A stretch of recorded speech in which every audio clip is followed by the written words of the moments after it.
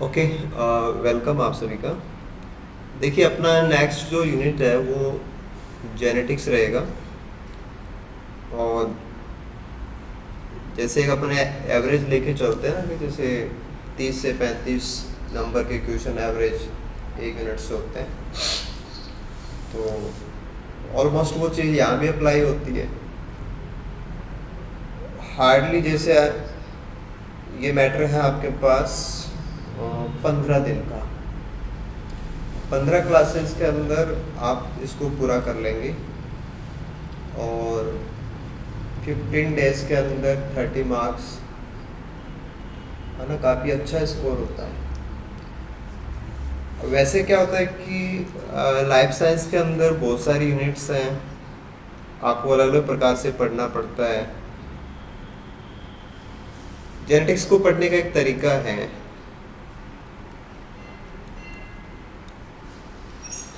देखो जेनेटिक्स में जितने भी क्वेश्चंस आएंगे उनमें मोस्टली जगह पे दो तीन चीज़ें होती हैं।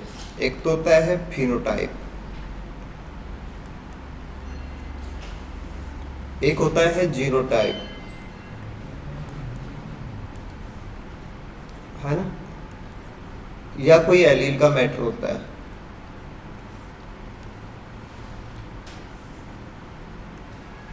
जैसे आपने भी लास्ट मोल बायो पढ़ा, तो उसमें क्या होता है कि जैसे आपको एक एक चीज़ का पता है ना, राइबोसोम क्या है, उसकी स्ट्रक्चर क्या है, उसके अंदर क्या है और अंदर क्या है ना, ऐसे सब सामने होता है या सब हमारा देखा हुआ या समझा हुआ होता है, तो हम उसके हिसाब से अप्लाई करते हैं। जेनेटिक्स में क्या होता है कि जब भी कोई क्वेश्चन आएगा तो ऑर्गेनिज्म के बारे में बताया हुआ होता है। जो डाटा आपको दिया जाता है वो मोस्टली फिनोटाइप का होता है।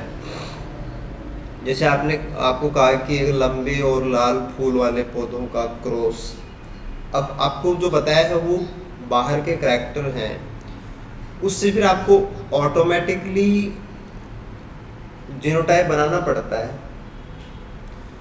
और फिर जीनोटाइप के अंदर भी पॉसिबिलिटीज होती हैं, जैसे कैपिटल टी भी लंबाई होता है, कैपिटल टी स्मॉल टी भी लंबाई होता है। तो हमें ये देखना होता है कि हमारे क्वेश्चन के अकॉर्डिंग कौन सा ज़्यादा सही है ना, हमारे क्वेश्चन के अकॉर्डिंग कौन सा ज़्यादा सही है, ऐसे आपको काम करना होता है। तो इसको ऐसे समझ लो कि हमें बताया जाता है बाहर से जो उसके करैक्टर हैं, और रियल में हमें काम करना पड़ता है उसके अंदर जो उसके जीन है। तो यही बस इसका मेन लॉजिक है कि रियल में आपको जानना होता है जो नहीं बताया गया, लेकिन इनडायरेक्टली वो बताया जाता है। तो जब भी आप काम करेंगे तो लगभग ऐसा ही आपका कॉन्सेप्ट काम करेगा। दूसरी खास बात यहाँ पे मोस्टली जो वर्क है वो या तो रेशियो का होता है या वो कैलकुलेशन का होता है, जिसमें एक सिंपल सा बहुत ही मामूली सा मैथमेटिकल काम होता है। और मैथमेटिक्स के लिए बिल्कुल वही चीज़ है कि आप छोटे बच्चे को जितनी बार कोई प्रैक्टिस कराते हो वो उतना फिर फास्टली उसको करने लग जाता है। कई बार क्या होता है कि जब आप एक ही प्रकार के क्वेश्चंस को बार बार करते हो तो फिर आप ट्रिकी बन जाते हो, आपके दिमाग में ट्रिक्स आने लग जाती हैं। तो जेनेटिक्स के साथ में भी ऐसा ही है कि शुरू में आप काम करोगे, आपको कागज़ पे पेन लेके चलना पड़ेगा, खूब सारा आप रेशो बनाएंगे वगैरह वगैरह, गैमेट क्रॉस सब करेंगे आप। अगर आपने थोड़ा सा रिपीट कर दिया, काम को बार बार कर लिया, तो आपकी स्टेप अपने आप ही एलिमिनेट हो जाएंगे। आपको गैमेट नहीं बनाने पड़ेंगे, आपको जीनोटाइप दोनों पेरेंट का नहीं लिखना पड़ेगा, फिर आप स्किप करने लग जाएंगे, आप F1 का जीनोटाइप भी नहीं लिखेंगे, सीधा F2 पे जा सकते हैं। फिर आएगा कि आप F2 भी नहीं लिखेंगे, सीधा रिजल्ट पे जाने लग जाएंगे। तो आप कितना ज़्यादा रिपीट करते हैं ना, उतना ही आप मतलब इंटरनली माइंड के अंदर क्लियर हो जाएंगे और उतना जल्दी आप क्वेश्चन पढ़ते पढ़ते आंसर देने लग जाएंगे। तो ये इसका बेसिक है। टॉपिक वाइज कुछ नहीं है, इसमें कुछ भी नहीं है ना। 1 घंटे का है जेनेटिक्स सारा, बस प्रैक्टिस का है। प्रैक्टिस कीजिए, आपको सब आएगा। आप पीसेज में पढ़ेंगे, क्वेश्चन में चाहे कितना भी बड़ा आ रहा है, कैसे भी डिजाइन करके आ रहा है, सब आप आराम से कर सकते हैं। मीन्स ऐसा है कि आपके सामने एक प्रॉब्लम है, क्वेश्चन है, आप है ना उसकी लैंग्वेज को होल्ड करो। बाकी क्वेश्चन में क्या होता है कि सब लिखा हुआ आता है, आपको वैसे वैसे चलना होता है और आप वैसे वैसे आंसर देते हो। इसमें लैंग्वेज भी होती है, लैंग्वेज से फिर क्वेश्चन बनाना होता है आपको। डायरेक्टली जो दिया होता है ना वो लैंग्वेज ओनली, उससे आपको डाटा लेकर के, जीनोटाइप लेकर के, पेरेंट लेकर के, क्रॉस लेकर के, जो भी है वो फिर बनाना पड़ता है। तो ये इसका एक एडिशनल पॉइंट है। अगर आपको ये आ गया, आपने प्रैक्टिस किया, तो डेफिनेटली आएगा। आ गया तो इसके जो आंसर है वो बिल्कुल 100% करेक्ट आते हैं, क्योंकि आपने अगर सही किया है तो जो भी आपके फिगर है वो बायोलॉजिकल साइंस में ऐसे फिगर आते हैं जिनको आप जोड़ बाकी गुणा भाग करेंगे तो आराम से हो जाते हैं। तो वो कोई इशू नहीं है, मैथमेटिक्स का कोई इशू नहीं है, बस प्रोसेस का इशू है। प्रोसेस सही कर दिया आपका सही है। तो आई होप कि आप लोग पूरा इस पे फोकस रहेंगे और आप मेरे कहने पे टारगेट बनाएंगे। और ये टारगेट ये होगा कि आपका बाकी जो स्टडी है वो पैरेलल चलेगा। आपका जो भी है, जो भी आप कर रहे हैं, आप करते रहिए। जेनेटिक्स को आप मेरे साथ डेली कीजिए और फाइनली आप 30 मार्क्स अपने स्कोर में ऐड करने की स्थिति में चले जाइए। राइट? तो ये मान के चलिए कि बस आपको फाइनली 30 नंबर हर हाल में आपके स्कोर में जोड़ने। बहुत बड़ा फिगर होता है, आप आराम से समझते हैं, कोई दूर नहीं है आपसे, है ना?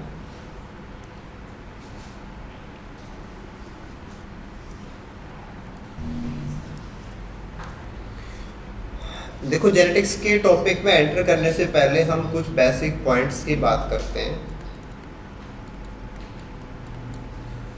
आपको कोशिश करनी है कि आप इन सारी चीज़ों को आराम से समझते चलिए। जैसे अपन चलते हैं ऑर्गेनिज्म से,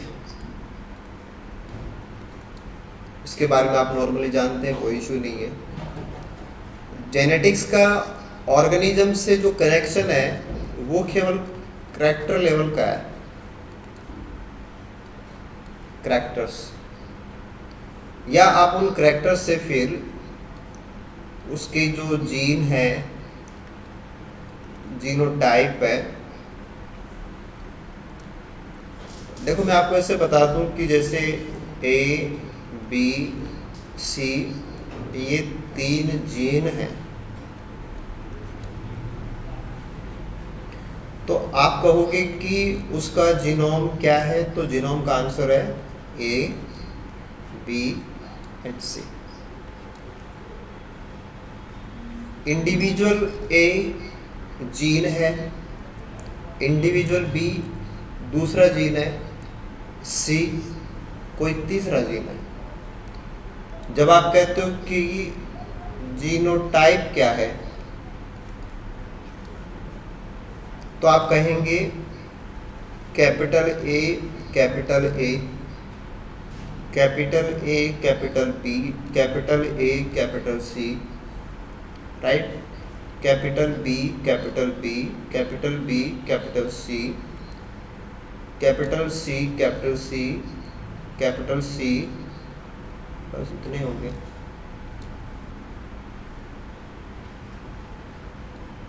तो आप क्या नोट कर रहे हो? आप ये नोट करो कि आपके पास 3 चीज़ें थी, उनको आप अरेंज कैसे कर सकते हो। दोनों ए ले आओ, अरेंजमेंट का तरीका है। दोनों बी ले आओ, दोनों सी ले आओ। एक ए ले आओ, एक बी ले आओ, है ना। एक ए के साथ सी ले आओ या बी के साथ सी ले आओ। तो this is combination, this is combination. तो जीनोटाइप क्या है? Combination of genes, combination of genes. फिर आपके दिमाग में क्वेश्चन आता होगा कि ए बी सी ऐसा जीनोटाइप क्यों नहीं बनाया? 3 अक्षर होने पे तो आप इनको ए बी सी भी तो लिख सकते थे, तो आपने 2-2 के ही पेयर क्यों बनाए, 3 का क्यों नहीं बनाया?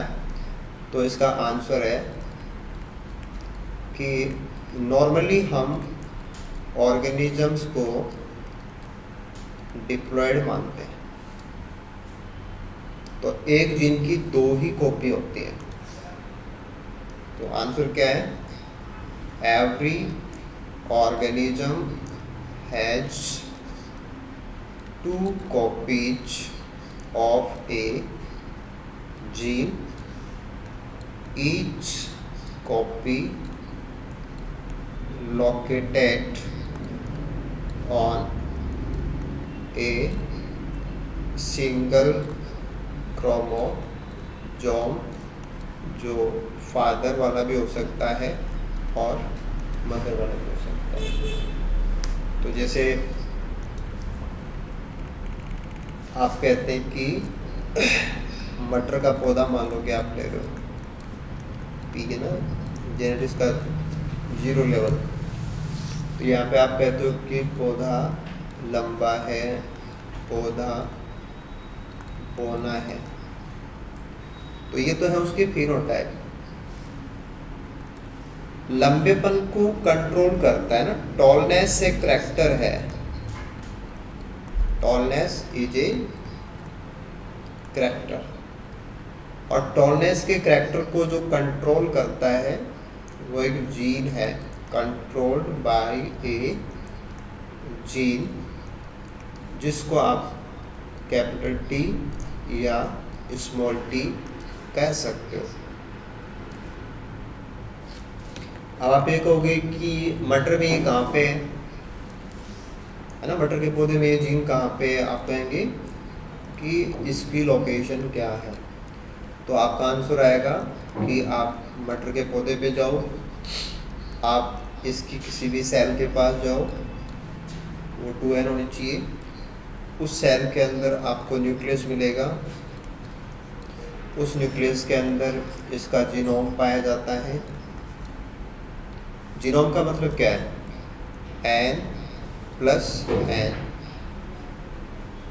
n का मतलब क्या है? n का मतलब है हैप्लॉइड सेट ऑफ क्रोमोसोम्स। फिर आपके दिमाग में आ सकता है कि सेट क्या होता है? तो सेट मैथमेटिक्स का शब्द है और सेट का मतलब होता है समुच्चय। जैसे मान लो आपके पास 1 से लेकर के 9 तक की संख्याएं हैं, तो आपको उसका समुच्चय बनाना है, तो आप इसको ऐसे लिखेंगे 1 2 3 4 5 6। तो दिस इज कॉल्ड सेट।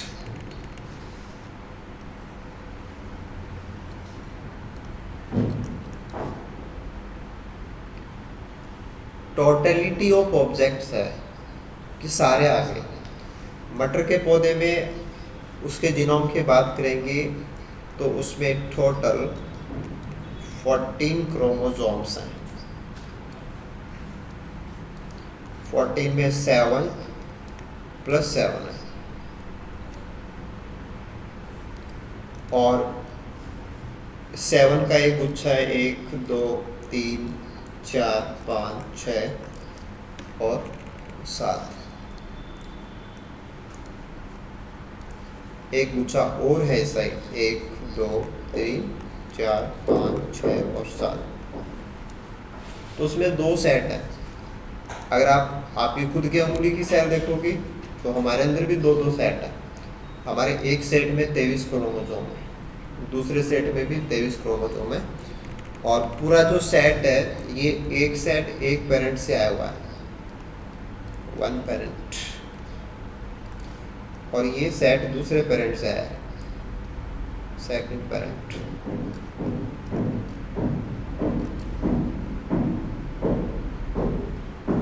जब आप डिवीजन नहीं कर रहे या सेल इंटरफेज में होती है तो ये सारे ऐसे ही पड़े रहते हैं। जब सेल डिवाइड करती है तो ये कंडेंस होना चालू होते हैं, और कंडेंस होने के बाद में मेटाफेज में जाके ये पैरिंग करते हैं। ओनली जब आप मेटाफेज में आते हैं, वो साइटोलॉजी का बात है, तो ये पैरिंग करते हैं। अब देखो, पैरिंग का मतलब होता है कि एक जैसी चीजें एक साथ आएंगी। तो क्रोमोसोम नंबर 1 मैल पेरेंट वाला और क्रोमोसोम नंबर 1 फीमेल पेरेंट वाला दोनों एक साथ आएंगे, तो इनका एक पेयर बनेगा। ऐसे ही सेकंड का पेयर बनेगा। ऐसे हमारे अंदर या तो 22 पेयर बनेंगे, है ना। मेल है तो 22 पेयर बनेंगे, फीमेल है तो 23 पेयर बनेंगे। तो this is called homologous chromosome pair. Homologous chromosome pair. देखो, जेनेटिक्स में तो इतने से काम चल जाता है कि आपको पता लगा कि 1 1 साथ है, 2 2 साथ है। अगर इसके अलावा आप कहीं और देखेंगे तो क्रोमोसोम की कोई जरूरत ही नहीं है, ओनली सेम सीक्वेंस होनी चाहिए बस। They can pair. जैसे आप बैक्टीरिया के अंदर कंजुगेशन, ट्रांसफॉर्मेशन, ट्रांसडक्शन ये सब पढ़ते हैं, तो वहाँ बाहर से जो भी डीएनए अंदर जाता है वो होमोलोगस पेयरिंग करता है। तो पूरा क्रोमोसोम होने पे ही पेयर बनाएगा ऐसा नहीं है। अगर एक छोटा सा बिल्कुल सेम जैसा है तो वो उसके साथ पेयरिंग करेगा। तो एनी सीक्वेंस जो आपस में मैच करती है। सेम का मतलब जिनके न्यूक्लियोटाइड मैच करते हैं, तो दे कैन पेयर। तो मटर के पौधे के अंदर इसे 7 पेयर हैं।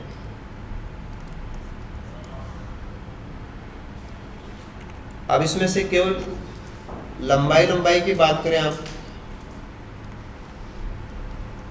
तो वो है क्रोमोसोम नंबर 4। तो मटर के पौधे के अंदर क्रोमोसोम नंबर 4 इसका एक पेयर है। मतलब मटर के पौधे में 1000 कैरेक्टर होंगे, हमारे अंदर भी 1000 कैरेक्टर है। तो एक एक कैरेक्टर का कनेक्शन एक एक जीन से होता है। ये समझने के लिए बोला गया, वैसे गलत बात है ना। आप ये कहेंगे एक कैरेक्टर एक जीन से होता है तो फिर पॉलीजेनिक क्या होगा। आप आगे जाके देखेंगे कि एक से ज़्यादा जीन भी एक कैरेक्टर को कंट्रोल करते हैं। क्वांटिटेटिव ट्रैट लोसाई आएगी, क्यूटीएल की कॉन्सेप्ट आएगी। बट ये जैसे सरल से सरल ऐसे समझ में आ जाए तो अपन कहते हैं कि एक कैरेक्टर को एक जीन कंट्रोल करता है।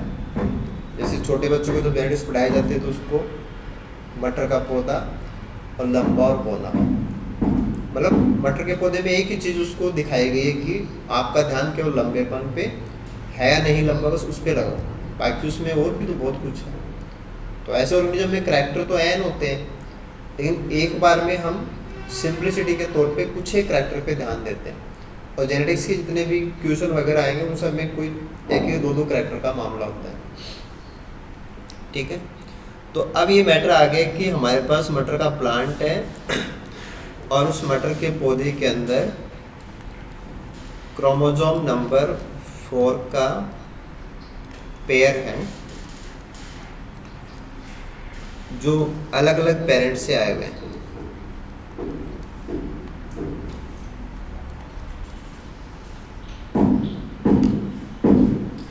इसमें आप ये भी समझ सकते हो कि कोई भी पेरेंट अपनी प्रोजेनी को अपने जीनोम का आधा ही देता है ना, क्योंकि जो पेरेंट होते हैं वो तो होते हैं 2n,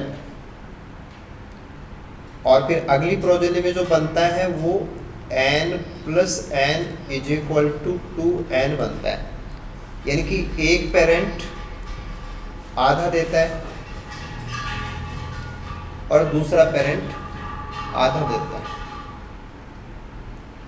ये केवल जीनोम की बात हो रही है, क्रोमोसोम की बात हो रही है। और जब आप किसी के जीनोम को 2n से n करते हैं तो इसका मतलब होता है reduction division, meiosis.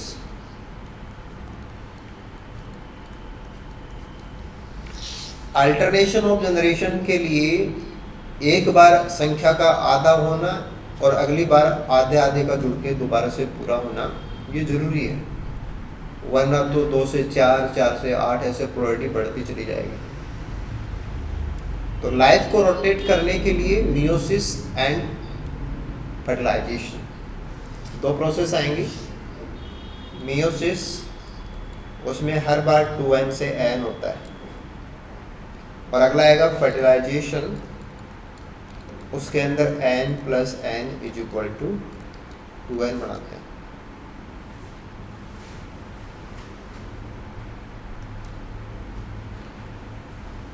Next generation को लाने के लिए 2 डिफरेंट ऑर्गेनिज्म पार्टिसिपेट करते हैं, या एक ही ऑर्गेनिज्म भी पार्टिसिपेट कर सकता है। जब आप प्लांट्स की बात करेंगे तो प्लांट्स के अंदर तो खुद के पोलन खुद के काम आ जाते हैं, है ना। जब आप एनिमल किंगडम में जाएंगे तो वहाँ पे आपको मोस्टली ऐसा लगेगा कि जैसे 2 अपोजिट सेक्स वाले ही प्रोजेनी बना सकते हैं। तो अलग अलग सेक्सुअल बॉडी होना अलग चीज़ है, गैमेट होना अलग चीज़ है। गैमेट कंपल्सरी है, n is a gamete and next one is a gamete. तो गैमेट्स फ्यूज होते हैं।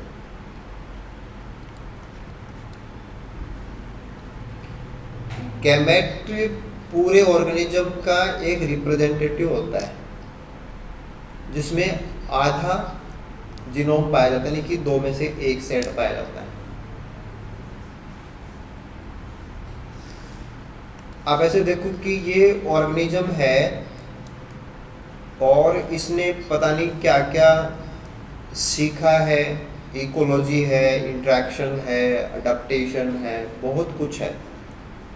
और फिर इसमें इकैड्स, इकोटाइप, जेनेटिक चेंज, म्यूटेशन सब आ गया। तो इसमें इसका डीएनए है, और ऐसे इसके अंदर हजारों सेल हैं, लेकिन ये इसको कन्वर्ट करता है पूरे को एक सेल में, जो कि एक गैमेट होता है। यानी कि उसकी, जैसे हाथी है तो हाथी कितना बड़ा है, लेकिन एक गैमेट में वो सारा हाथी आ जाता है। और ओनली हाथी नहीं आता है, उसके पीछे की सारी कहानी आ जाती है, इवोल्यूशन आ जाता है। इवोल्यूशन, अडेप्टेशन, उपार्जित लक्षणों की वंशानुगति का सिद्धांत, आप कहते हैं कि पिछली पीढ़ी जो सीखा है वो भी आगे चला गया। तो this is the concentrated form of life. That's why आप कहते हैं कि भाई जब आप रेप्लिकेशन करोगे तो गलती मत करना, क्योंकि जो बनाओगे वो एक ही सेल कर उसमें जो जाएगा वो अगली पीढ़ी को संभालेगा, इसलिए गलती नहीं करनी। तो ऑर्गेनिज्म लाइफ को रोटेट करने के लिए ये सब बनाते हैं। इन चीज़ों का जीन्स के ऊपर बहुत फर्क पड़ता है। एक्चुअल में क्या है कि ये सारा आप जो देख रहे हो, इसके पीछे बहुत बड़ा कारण है। इसके पीछे एक बहुत बड़ा रीजन है, और वो रीजन क्या हो सकता है? लाइफ के लिए क्या रीजन हो सकता है? एनीवन जो आप में से कुछ बोलना चाहे कि इतना सारा जिस पे सारा कुछ डिपेंड है, उसका कारण क्या है?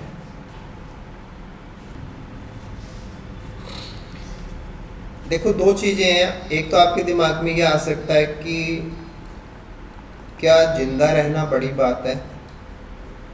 सरवाइव का मतलब लास्ट जनरेशन भी सरवाइव कर रही थी और अगली पीढ़ी भी सरवाइव करते रहे, तो क्या जिंदा रहना ही सब कुछ है, या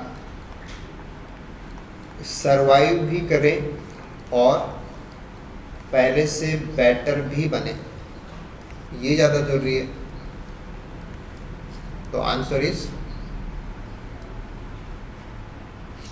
अब देखो ऐसे है कि जब मैं किसी क्वेश्चन का आंसर लिखूं तो मुझे आता है, मैं तो वही लिखूंगा।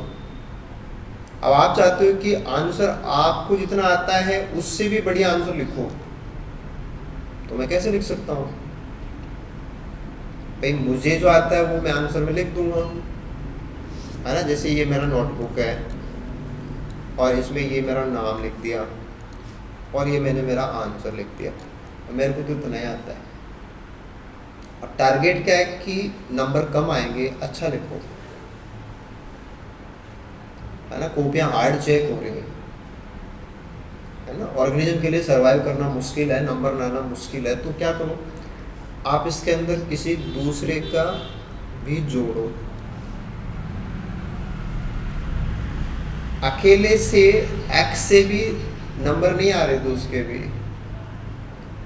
तो सेक्स और रिप्रोडक्शन एक्चुअल में और बेटर बनाने का तरीका है।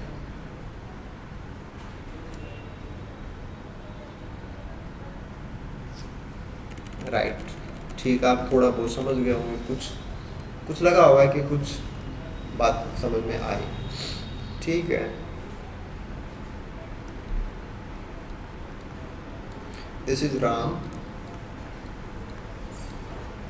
and this is Shyam.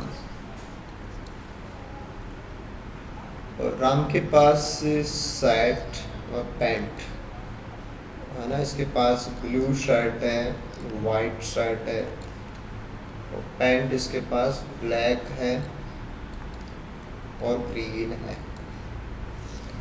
और ये इधर आप इसके शर्ट ले लो, इसके पैंट ले लो, है ना। इसके पास रेड शर्ट है और इसके पास ग्रीन भी है, और इधर आप देखेंगे तो इसके पास वाइट है और येलो है।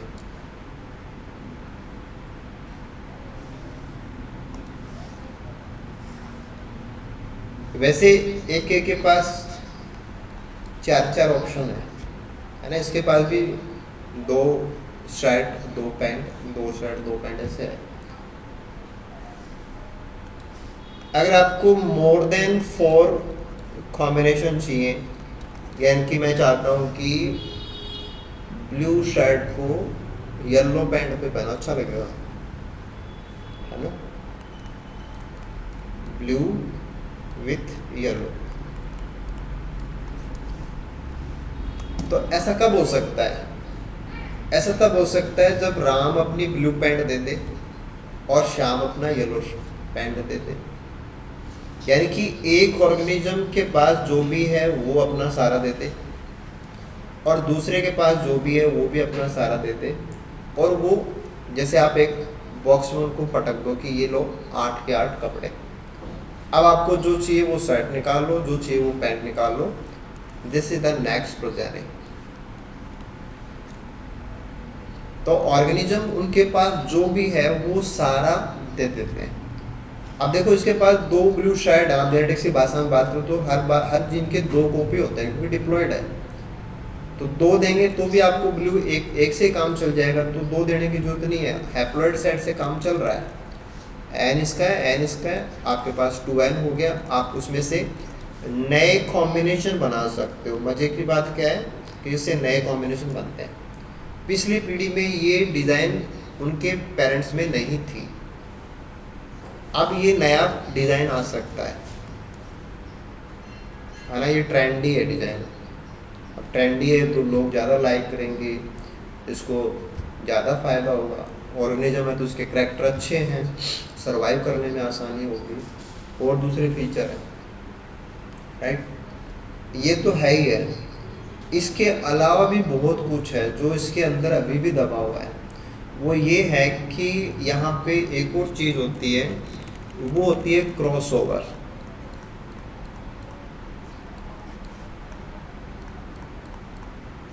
तो यानी कि ऐसा है कि राम भी अपनी पैंट और अपनी शर्ट को काट छांट कर सकता है और ये भी कर सकता है, तो उससे आपके जो कॉम्बिनेशन है वो और भी ज़्यादा हो जाएंगे।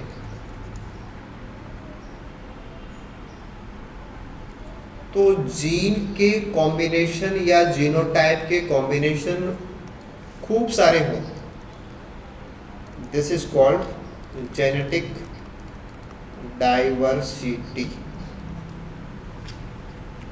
जैसे आप इकोलॉजी में कहते हो कि बायोडाइवर्सिटी जितनी ज़्यादा होगी इकोसिस्टम हिलेगा भी नहीं, स्टेबल है, उसकी हेल्थ बहुत अच्छी रहेगी, वो ख़त्म नहीं हो सकता। तो अगर किसी स्पीसीज की जेनेटिक डाइवर्सिटी बहुत अच्छी है तो वो कहीं नहीं जा रही। भाई उसको ये कहें कि भाई आज मंडे है, मंडे को तो वाइट शर्ट और वाइट पैंट डाल के आएंगे तो ही सिलेक्शन होगा, वरना आउट कर देंगे, तो कोई प्रॉब्लम नहीं है, उसके पास तो बहुत है, और इसके पास है ही नहीं वो तो आउट हो जाएगा फिर। तो that's why organism have to maintain a greater genetic diversity, और इतनी बड़ी जेनेटिक डाइवर्सिटी मेंटेन करने के लिए क्रॉसओवर एक उनका हथियार है जो कि मियोसिस के दौरान होता है। मियोसिस से 2 चीज़ें होती हैं, एक तो एन प्राप्त हो जाता है और एक चेंजेस हो जाते हैं, क्रॉसिंग ओवर से सेगमेंट्स हम एक्सचेंज हो जाते हैं। तो नए कॉम्बिनेशन और मोर कॉम्बिनेशन और मैक्सिमम उनका नंबर ऐसे बढ़ सकता है। तो ऑर्गेनिज्म की लाइफ साइकिल में ही सब कुछ है, आगे तो केवल जोड़ना होता है। This is fertilization. हालांकि उसमें बहुत बड़ा खेल है, वो खेल बिहेवियर का है, वो जेनेटिक्स का नहीं है, वो बिहेवियर साइंस है कि अच्छा पार्टनर, अच्छे जीन उनको चूज करने का वो पूरा एक यूनिट आता है, इवोल्यूशन के अंदर आएगा सारा। हाँ, इसके पीछे जो रह गया वो जेनेटिक्स है, यहाँ सारा जेनेटिक्स चल रहा है और उसमें साइटोलॉजी इसकी मदद करती है।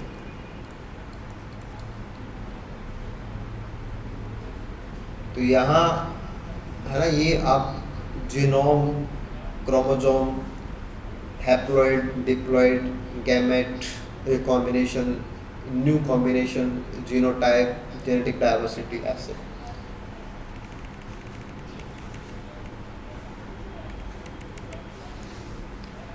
वैसे आप जाके देखेंगे तो बहुत बड़ा सीन है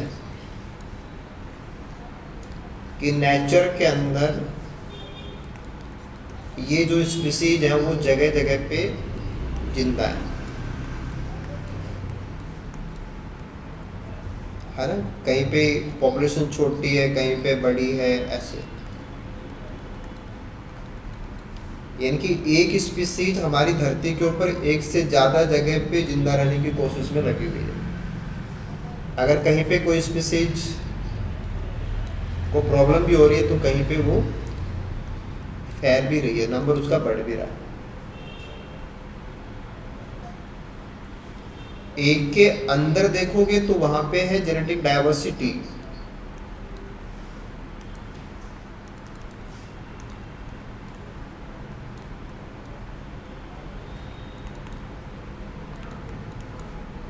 कि यहाँ अंदर भी बहुत कुछ है, और दूसरी जगह पे दूसरा प्रकार का, तीसरा प्रकार का, चौथा प्रकार का, हजारों प्रकार के।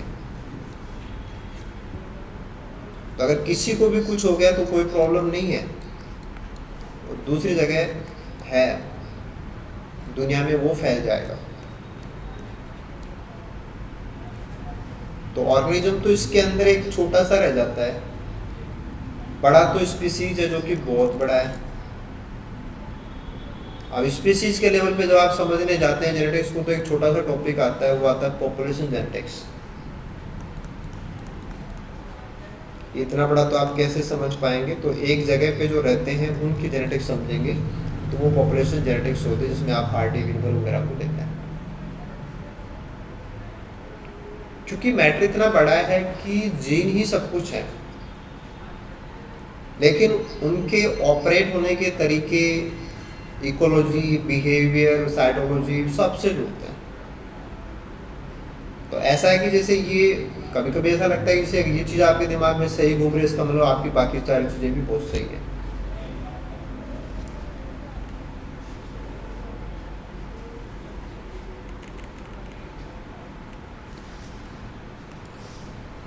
अपन तो मटर के पौधे को लेके ही चल रहे थे, है ना, और उसमें करैक्टर लिया हमने लंबापन। तो उसमें 4 क्रोमोसोम है ना, n = 7 क्रोमोसोम है, 1 2 3 4 5 6 एंड 7। ऐसे इसमें 1 2 3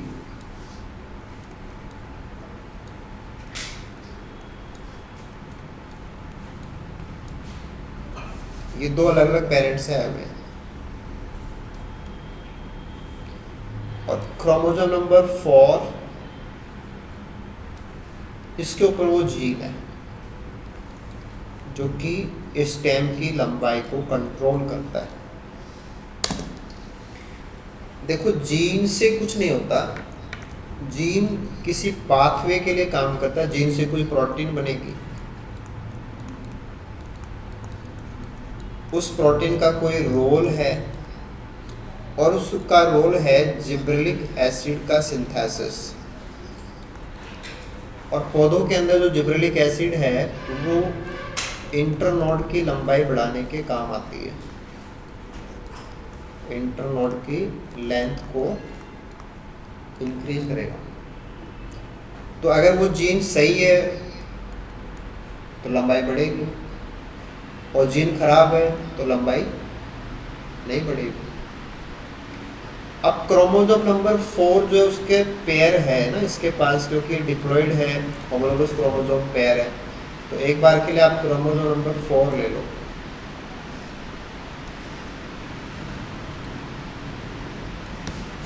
ये हो गया पेयर क्रोमोसोम नंबर 4 का।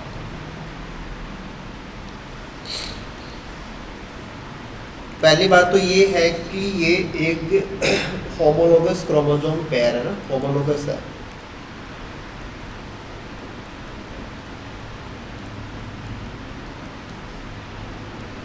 होमोलोगस क्रोमोसोम पेयर का मतलब ये कि एक किनारे से लेके दूसरे किनारे तक जो सीक्वेंस है वही सीक्वेंस आपको दूसरे क्रोमोसोम के ऊपर एक किनारे से दूसरे किनारे तक मिलेगी, यानी कि एंड टू एंड ये मैच करते हैं।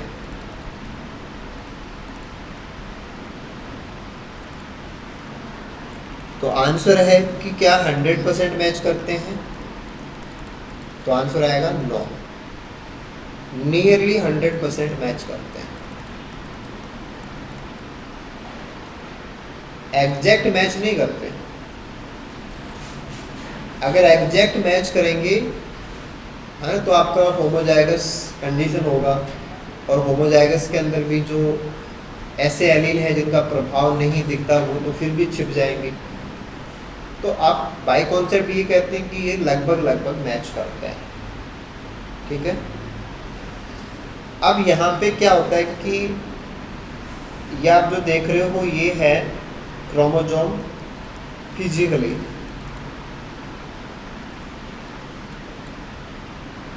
कि भौतिक रूप से ये क्या चीज़ है ना। जैसे आपके हाथ में पेन है तो भौतिक रूप से वो एक पेन है। उस पेन से आप कैसा लिखते हैं, रेड कलर का लिखते हैं, ब्लू कलर का लिखते हैं, ग्रीन कलर, वो उसका कैरेक्टर है।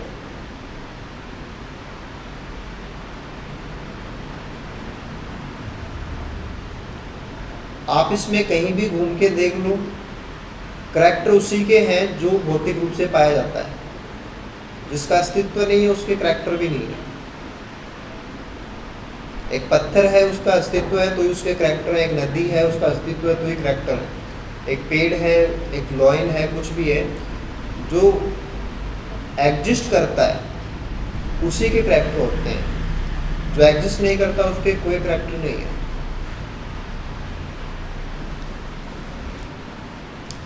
अब देखो इस भौतिक रूप को आप देखोगे तो ये एक किनारा है, दूसरा किनारा है, बीच में सेंट्रोमेयर है ना। ये कंडेंस कंडीशन आप दिखा रखी है। इसके ऊपर आप एक लोकेशन ले लो, जैसे कि ये एक लोकेशन है।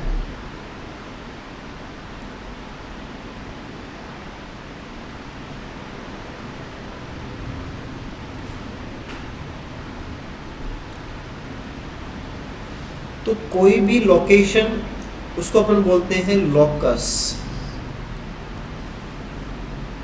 ऐसे उसके पास बहुत लोकस है। यहाँ भी कोई जगह है ए, यहाँ कोई दूसरी जगह है बी, यहाँ सी, यहाँ डी, यहाँ ई, यहाँ पे एफ, यहाँ पे जी, कुछ भी ले सकते हो। ये है कि आपके पास एक जगह है, उस जगह में आपने 10 कुर्सियाँ लगा दी, तो इस पे ए बैठेगा, इस पे बी बैठेगा, इस पे सी बैठेगा, ऐसे। तो ऐसे जीन हैं वो यहाँ पाए जाते हैं।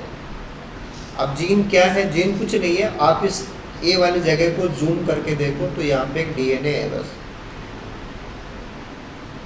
और उससे जो कैरेक्टर आते हैं वो ए से कनेक्टेड है। किसी दूसरी जगह पे जो है वहाँ भी डीएनए है, लेकिन उससे जो प्रोटीन बनते हैं, उससे जो कैरेक्टर आते हैं वो कुछ दूसरे हैं। तो एक जीन अपनी एक निश्चित जगह पे पाया जाता है, उसको बोलते हैं लोकस। तो होमोलोगस क्रोमोसोम पेयर आप लेंगे तो ऐसे लोकस इसके पास 2 हैं। यानी कि आप ये कहते हैं कि हमारे पास ऐसी 2 कुर्सियां हैं जिनके ऊपर हम इस एक्स वाले 2 बच्चों को बिठा सकते हैं बस।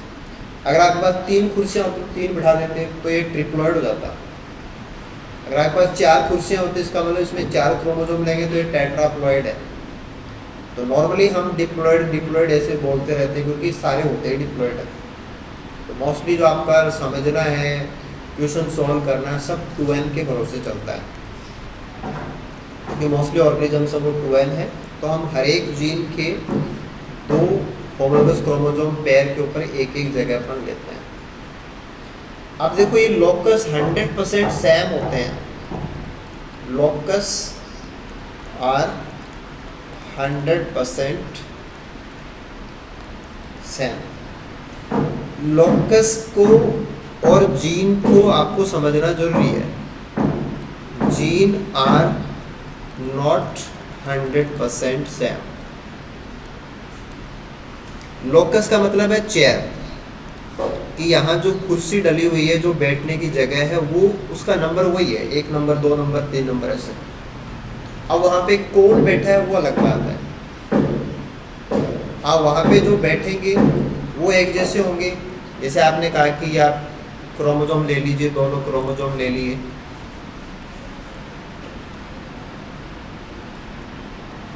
अब आपने दोनों पे कैपिटल टी और कैपिटल टी बिठा दिया, तो ये तो हो गया homozygous capital T capital T. अब इससे जो डोज है वो डोज बनेगी, क्योंकि प्रोटीन सही बनेगी, पाथवे सही काम करेगा, जिबरेलिक एसिड बनेगा, पौधा आपको लंबा ही मिलेगा, टॉल प्लांट है।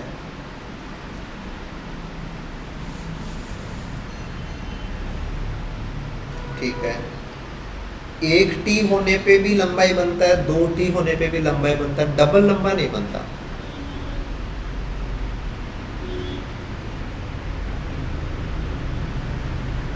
है ना।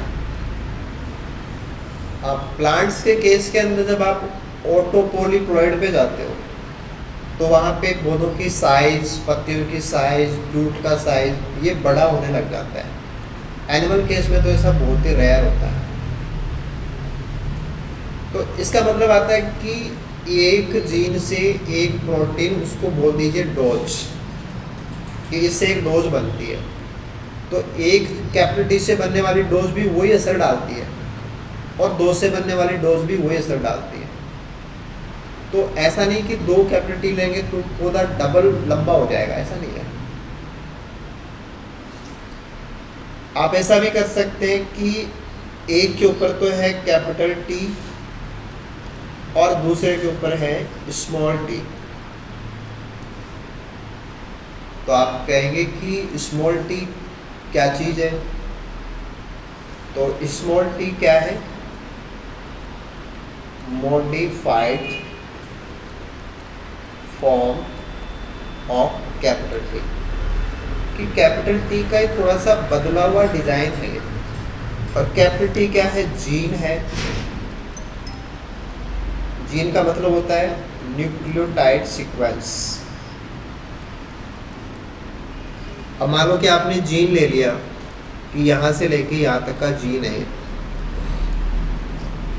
अब आप इसमें कहीं भी छेड़खानी कर दो, यहाँ म्यूटेशन कर दिया, और अगर इसका फंक्शन खराब हो गया तो ये कैपिटल टी नहीं रहा। आप कहीं दूसरी जगह पे छेड़खानी कर दो तो भी क्या है? कैपिटल टी नहीं रहा। कहीं और कर दो, अगर उसका फंक्शन खराब हो गया तो आप कहेंगे कि ये कैपिटल टी जैसा काम नहीं कर रहा। तो आप इसको क्या बोलेंगे? जिससे काम नहीं हो रहा। तो होने को कैपिटल टी की सीक्वेंस और स्मॉल टी की सीक्वेंस लगभग एक ही होते हैं, लेकिन उसमें कहीं ना कहीं म्यूटेशन है, और वो म्यूटेशन इतना पर्याप्त है कि उससे जो डोज हम चाहते थे वो डोज उसके बस की बात नहीं है, तो वो नहीं बनेगा। और नहीं बनेगा तो वो हमें फिनोटाइप के अंदर उसका असर नहीं दिखेगा। तो अगर आपने ऐसा लिया तो ये हो गया कैपिटल टी स्मॉल टी। ये हेटेरो कंडीशन है। इसमें क्या हो जाएगा कि कैपिटल टी से डोज बन जाएगी और ये जिबरेलिक एसिड बनवा देगा और पौधा लंबा हो जाएगा। तो स्मॉल टी पड़ा ही रह गया, उसका असर नहीं दिखेगा। उसमें 2 क्रोमोसोम है, एक के ऊपर कैपिटल टी है, वो अपनी चला देगा क्योंकि वो पावरफुल है। उससे जिबरेलिक एसिड का पाथवे ऑपरेट हो जाता है, वो जिबरेलिक एसिड बनवा देगा और पौधा हमारा लंबा हो गया। तो स्मॉल टी ऐसे है कि जैसे वो तो कोने में पड़ा रह गया, उसका है कि नहीं, दिखेगा ही नहीं। तो जिसका असर नहीं दिख रहा वो रिसेसिव है, और जिसका असर दिखता है वो डोमिनेंट है। तो F1 में जाकर के हम ऐसे डिसीजन दिखा सकते हैं कि जब F1 में आपके पास कोई हेटेरोजाइगस होता है तो हेटेरोजाइगस के करैक्टर क्या है, तो उससे आप बता दोगे कि इसमें से 2 में से कौन पावरफुल है। तो जो पावरफुल है उसको नॉर्मली आप बड़े अक्षर से डिनोट करते हो। दिस इज, ये डोमिनेंस है।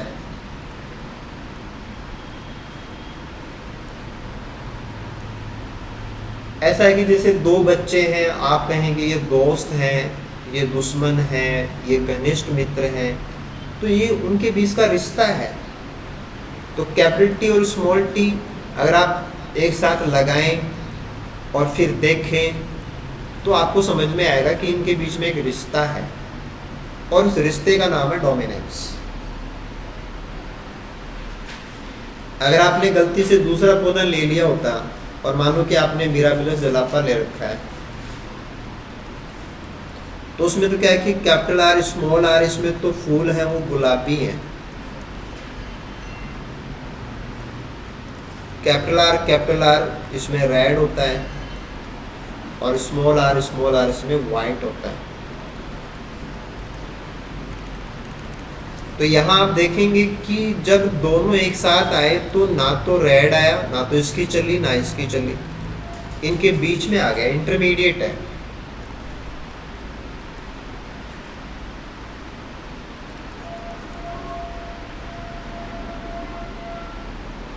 अब मोस्टली स्टूडेंट बस यहाँ पढ़ के छोड़ देते हैं। अब लॉजिकली अगर आप ढूंढने की कोशिश करो कि इस बीच वाले करैक्टर को आपने इनकम्प्लीट क्यों बोल रहे हो, इनकम्प्लीट डोमिनेंस क्यों बोल रहे हो, है? आप में से कोई बता पाए कि इसको इनकम्प्लीट डोमिनेंस क्यों बोलते हैं?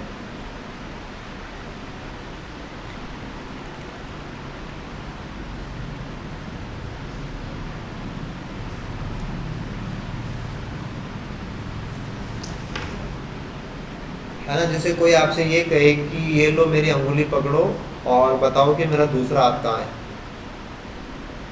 तो बता सकते हो? भी कोई आपको ये कहे कि ये मेरी अंगुली पकड़ो और मेरा दूसरा हाथ कहाँ पे है, बताओ, बता सकते हो?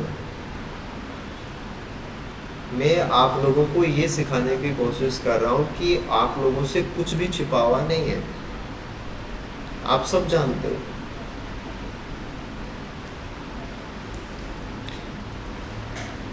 आप डोमिनेंस को तो जानते हो ना? इसका मतलब क्या था, अगर कैपिटल आर की चलती तो डोमिनेंस बोलते। अब कैपिटल आर की चल रही है क्या? पिंक चल रही है लेकिन आधी चल रही है। लालपन जितना आना चाहिए था उसका आधा आया है तो गुलाबी दिख रहा हो। अगर पूरी चलती ना उसकी तो रेड होता। जैसे कि मटर के पौधे के अंदर पूरी चलती है तो वहाँ पे तो लंबाई होता है, आधी लंबाई नहीं आती। तो this is that's why incomplete. अगर आप इधर ब्लड ग्रुप में जाकर के देखो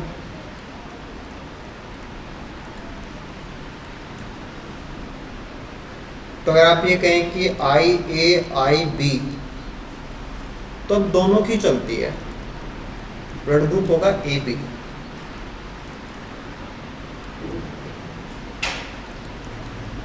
तो आई ए की भी चली, अपना असर दिखाता है, और आई बी की भी चली, ये भी अपना असर दिखाता है। तो इसका मतलब क्या है, दोनों अपने अपने चला रहे हैं, को डोमिनेंस।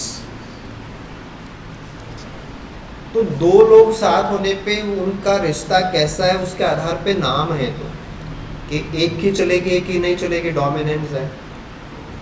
मटर के पौधे में मेंडल को जो लगा वो वही था, इसलिए जेनेटिक्स का मेन जो पिलर है उसके अंदर वही चीज़ आपको समझाई जाती है, आपका दिमाग उसी हिसाब से चलता है। कि आपको लगता है कि जहाँ भी कैपिटल आ गया तो उसी की चलेगी, लेकिन उसके अपवाद हैं। आप इनकम्प्लीट में जाके देखो ऐसा नहीं है, आप को में जाकर के देखो ऐसा नहीं है। तो एक मेंडलिज्म है, एक मेंडलिज्म के एक्सेप्शन है। जो आप डोमिनेंस तक रहते हो तो वो मेंडल का नॉलेज है, मेंडलिज्म हो, और उसके अलावा कुछ भी मिलता है आपको कहीं भी, उसके जो रेशियो उनसे अलावा कुछ भी मिलेगा तो वो सब एक्स्ट्रा मेंडलिज्म है, एक्स्ट्रा इनहेरिटेंस है। ठीक है, अगर हम यहाँ पे स्मॉल टी कर देते हैं तो इसका जीनोटाइप हो गया स्मॉल टी। ये भी होमोजाइगस है। इस समय पे पौधा बोना होता है, यानी कि स्मॉल टी से क्या होता है ये आप इसी कंडीशन में देख सकते हो, बाकी और कंडीशन में नहीं देख सकते। देखो आप क्या कह रहे थे, आप कह रहे थे कि कैपिटल टी है तो स्मॉल टी को आप नहीं देख सकते, वो आपको समझ में ही नहीं आएगा कि क्या चीज़ है। आप एक स्मॉल टी डाल के देख लो तो भी समझ में नहीं आएगा कि वो है कि नहीं। अंदर वो बैठा है लेकिन बाहर पौधा लंबा है, टॉल। इन दोनों टॉल में आप बाहर से तो देख के बता ही नहीं सकते कि कौन होमो है कौन हेटेरो है। एक होमो है एक हेटेरो है। अगर आपको पता करना है कि कौन सा होमो है कौन सा हेटेरो है तो आप इसका टेस्ट कर लो।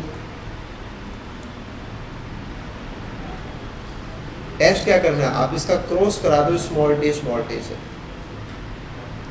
तो अगर इनके प्रोजेनी के अंदर पौधे जो हैं, अगर वो कोई भी पौधा बोना आ गया तो इसका मतलब वो कैसा था, हेटेरो था। अगर मान लो कि यहाँ ये कंडीशन लेते हो और आप इसका क्रॉस इससे कराते हो, तो इसमें आधे पौधे ऐसे बनेंगे स्मॉल टी 50%। तो इसे क्या समझ में आता है, इसे समझ में आता है कि ये तो आपको पता ही है, ये तो हमने दोनों स्मॉल टी लिए थे, इसमें आपको पता लग गया कि इसमें दो में से एक स्मॉल टी है। तो दो में से एक स्मॉल टी, तो आप कह सकते हैं कि कंफर्म ये हेटेरो है। अगर आप गलती से ये पौधा लेते ना तो आपको एक भी बोना नहीं मिलता। तो अंदर क्या है उसको चेक करना हो तो आप टेस्ट क्रॉस कराते हो। This is test cross. अब टेस्ट क्रॉस का मतलब ये कि आपको रिसेसिव होमोजाइगस लेना होता है। अगर आप कैपिटल टी लेके टेस्ट करोगे तो उससे तो स्मॉल टी दिखेगा कैसे, बेचारा वो तो दब जाता है उसके सामने। तो स्मॉल टी अगर आप लेते हैं तो उससे आपको बोना पौधा मिल जाएगा, है ना। दिस इज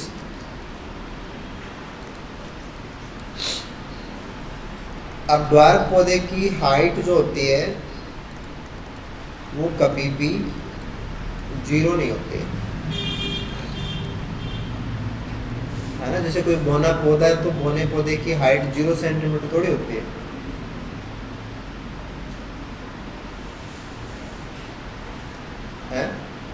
तो इससे क्या समझ में आता है, इससे समझ में आता है कि कुछ ना कुछ हाइट जरूर होती है। This is base line. जैसे लाल रंग अगर फूल में नहीं आ रहा तो कोई बात नहीं, वाइट तो है, कलरलेस नहीं है ना। तो this is base line height. जब आप क्वांटिटेटिव कैरेक्टरिस्टिक्स में जाते हैं, पॉलीजेनिक इनहेरिटेंस में जाते हैं, तो वहाँ पे फिर हाइट कितनी ज़्यादा बढ़ेगी उसके लिए आप कितने प्लस काम करते हैं वो लेने लग जाते हैं। तो और मेंडल के बियॉन्ड जाकर की जेनेटिक्स है जिसको मेंडल जानता भी नहीं था। तो अब हम यहाँ पे ये कह सकते हैं कि स्मॉल टी से क्या होता है, पौधा बोना बनता नहीं है, पौधा बोना रह जाता है, क्योंकि वो जिब्रेलिक एसिड की डोज किसी भी क्रोमोसोम से नहीं बना सकता।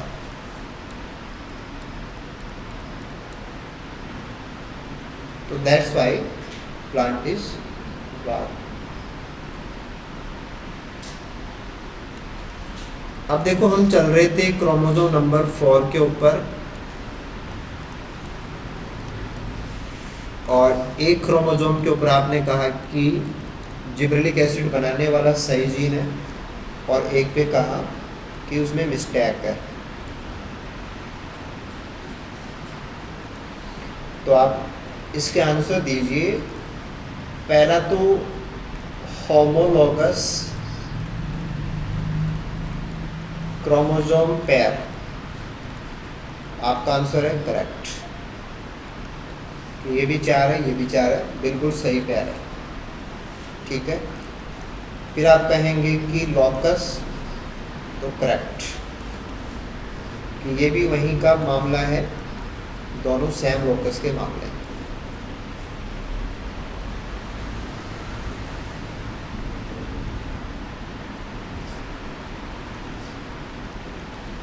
फिर आप कहेंगे जीन, तो आप कहेंगे सैम,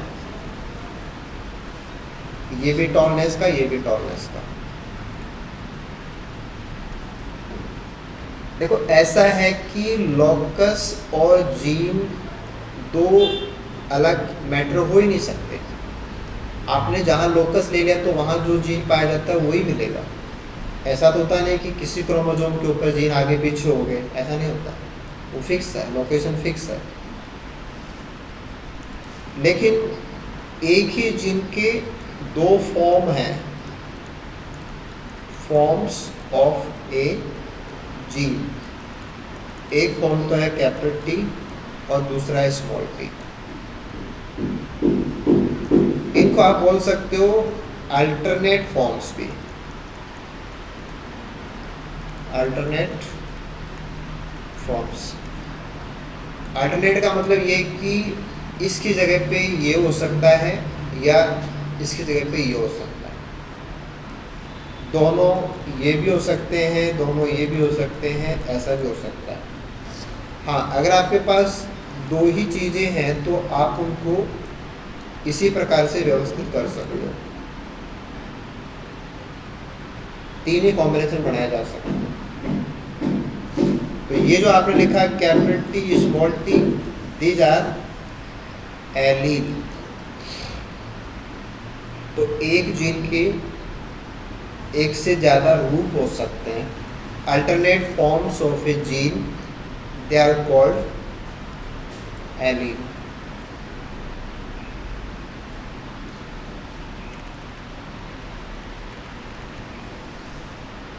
तो ये भी हो सकता है कि how many alleles are there for a gene, कि किसी भी जीन के लिए कितनी एलील हो सकती हैं।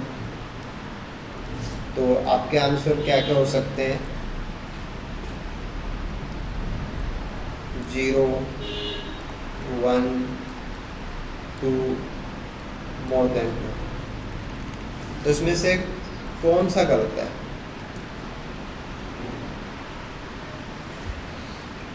How many alleles are there for a gene, है ना, कोई भी जीन मान सकते हो, कैसा भी आपका दिमाग आपको कहे, कुछ भी सोच कर से। तो किसी भी जीन के अल्टरनेट फॉर्म कितने हो सकते हैं? 0, 1, 2 या 2 से ज़्यादा।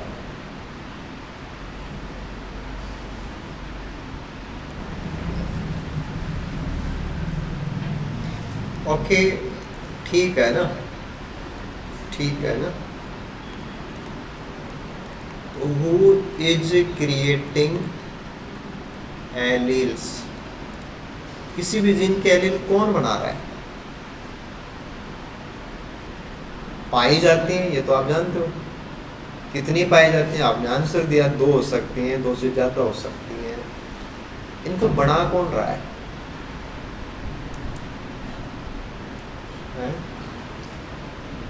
कौन बना रहा है?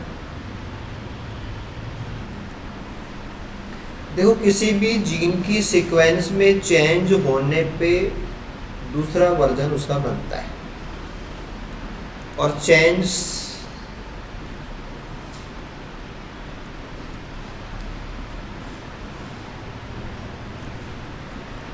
म्यूटेशन।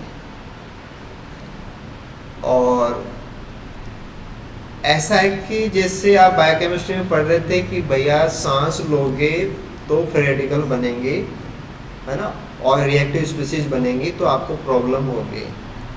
तो वैसे ये कि इस धरती के ऊपर चलोगे तो कभी भी आप में म्यूटेशन हो सकता है। अब तो फिर भी ठीक ठाक हो गई धरती रहने के हिसाब से, लेकिन पहले तो म्यूटेशन बहुत ज़्यादा हुआ करते थे, क्योंकि उस समय का एटमॉस्फेयर, उसमें ओजोन नहीं थी तो ज़्यादा रिएक्टिव था। ये हो गए कि आप चीज़ों से संपर्क में आओगे तो आप में बदलाव आएंगे, और केवल इसी चीज़ का नाम इकोलॉजी है।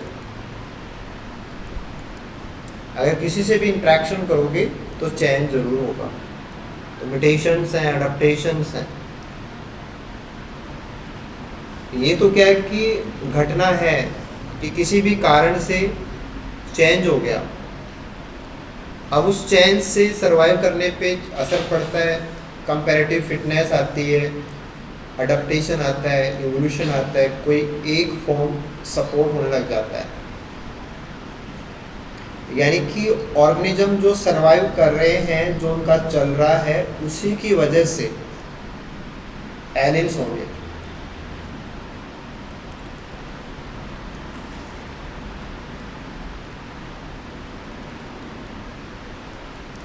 आपके पास कोई एंडेमिक स्पीसीज है ना, कोई ऐसा ऑर्गेनिज्म है जो किसी खास एरिया में ही पाया जाता है, उसको एंडेमिक बोलते हो। तो इसमें नंबर ऑफ एलील कम होगा या ज़्यादा होगा?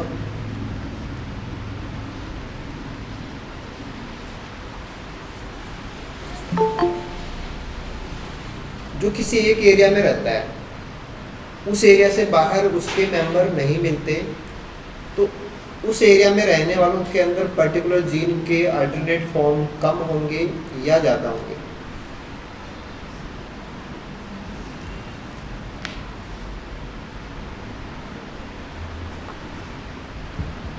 ऑब्वियसली कम।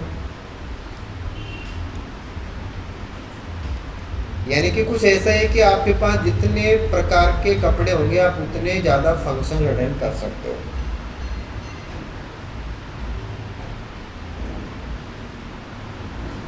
आधा मैंने बोल दिया, आधा है ना, नीतू समझ गई कि सर ने पूरा क्या बोला है ना? आप आराम से समझ सकते हो उस चीज़ को। तो जितने ज़्यादा प्रकार के एलियंस होंगे उतने ज़्यादा प्रकार के एनवायरमेंटल जो कॉन्स्टेंट्स हैं, जो इश्यूज हैं, उनको ऑर्गेनिज्म हैंडल कर सकते हैं। इसका मतलब ये भी है कि जिस स्पीसीज ने जितने ज़्यादा प्रकार के एनवायरनमेंट देखे हैं उसमें उतने ज़्यादा एलियन मिलेंगे, और जिसने आज तक केवल एक कांस्टेंट एनवायरनमेंट देखा उसके अंदर ज़्यादा एलियन नहीं मिलेंगे। जो एरिया छोड़ के बाहर नहीं गया उसके अंदर चेंजेस कम हैं, जो एरिया तक सीमित है उसमें आपको ज़्यादा चेंजेस नहीं मिलने वाले। तो इनडायरेक्टली ये इंट्रैक्शन का नतीजा है ऑर्गेनिज्म ने पास्ट में सर्वाइव के लिए क्या क्या उसको करना पड़ा, उसका नतीजा है। तो अभी हमारा जो क्लियर हुआ उसमें हमने जीनोम देखा, जीनोम के बाद में हमने क्रोमोजोम देखे, क्रोमोजोम के ऊपर हमने लोकस को देखा। लोकस किसी जीन का होता है, जीन के अलग अलग रूप हो सकते हैं जिनको एलील बोला, और फिर इनके कॉम्बिनेशंस हैं, जीन के एलील के इनके कॉम्बिनेशन है, इनके कॉम्बिनेशन को बोलते हैं जीनोटाइप। देखो जीनोम कांस्टेंट होता है, इसको नहीं हिला सकते।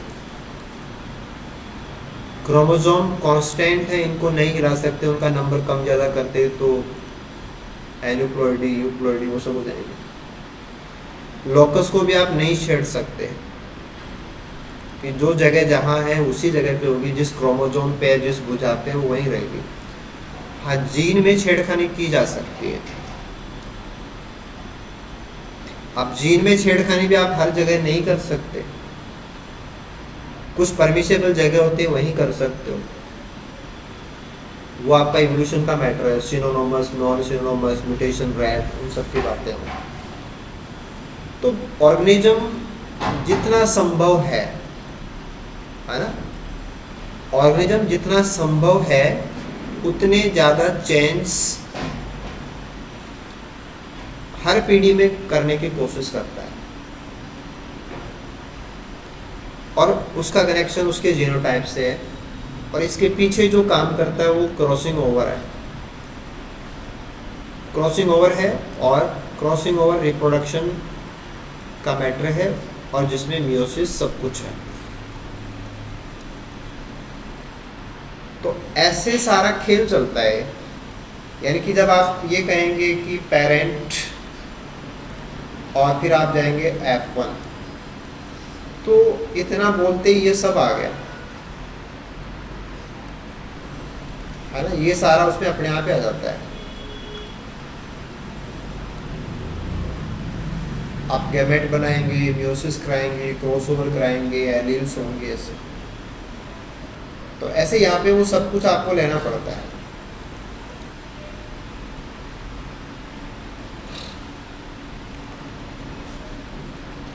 तो हमने तो आज कुछ पढ़ा ही नहीं।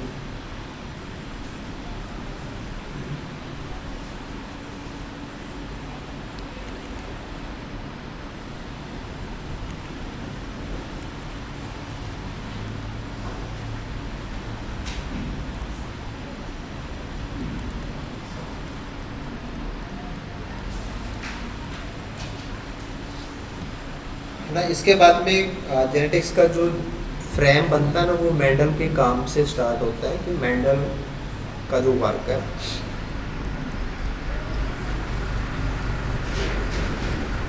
ठीक है, उनका है ना रुचि था, उनके पास फ्री टाइम था, वो गार्डनिंग करते थे।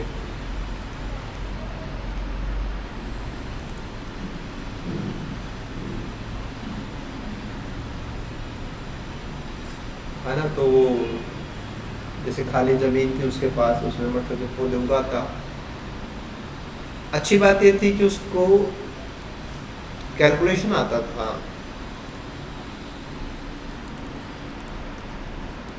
स्टैटिक्स रेशियो निकालने, ये सब। अब आप ये सोच के देखो कि जिसको अनुपात निकालने आते हैं, कैलकुलेशन करने आते हैं, इसका मतलब उसका माइंड चलता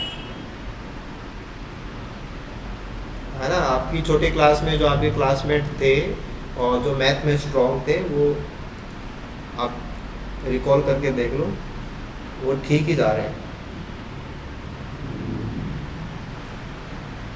तो ये प्लस पॉइंट था उसका। और फिर लक पॉइंट तो नहीं है, किताबें तो ये कहती हैं कि वो लकी भी था। लकी जैसा तो कुछ नहीं है। अब उसने हाथ में लिया ही वो जो इजी था, है ना, जो उसको क्लियर दिख रहा था, बस उसने उसी पे काम किया। जैसे उसको क्लियर दिख रहा था कि टॉल और ड्वार्फ, तो उसको है ना वो टेप लेके नापने की जरूरत नहीं है कि लंबा कौन है बोना कौन है, ऐसे है ना, स्केल से नापने की जरूरत नहीं है उसको, है ना। जैसे दो पौधे खड़े हों तो एक लंबा एक बोना, तो नापना नहीं पड़ता ना। लंबा पौधा तो बहुत लंबा है और बोना पौधा वो तो छोटा सा ही है, तो मेजर करने की जरूरत नहीं है। केवल देखने से काम हो जाएगा, है ना। इसको देखो और इसको देखो और बात समझ में आ जाएगी। एक आंख ही बहुत है, दो से क्या करें, है ना। तो छोटे थे तो ये पूछते थे। हाँ, अपन ये बात कर रहे हैं कि मेंडल ने जिन कैरेक्टर्स को टच किया,